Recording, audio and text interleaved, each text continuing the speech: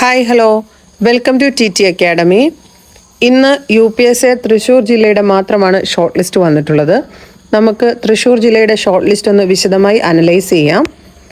707/2023 തൃശ്ശൂർ ജില്ലയുടെ എക്സാം നടന്നത് 6/7/2024 ഈ എക്സാമിൻ്റെ ഷോർട്ട് ലിസ്റ്റാണ് ഇന്ന് വന്നിട്ടുള്ളത്.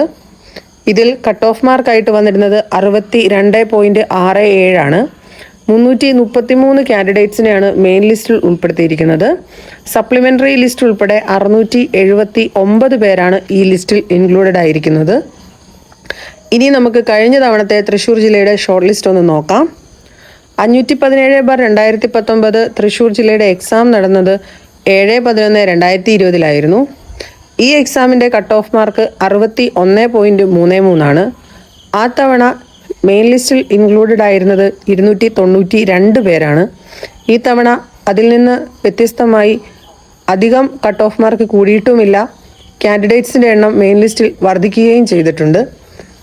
നിലവിലെ തൃശ്ശൂർ ജില്ലയുടെ UPSCയുടെ നിയമന നില നമുക്കൊന്ന് നോക്കാം. നിലവിൽ 195 പേർക്കാണ് അഡ്വൈസ് പോയിരിക്കുന്നത്.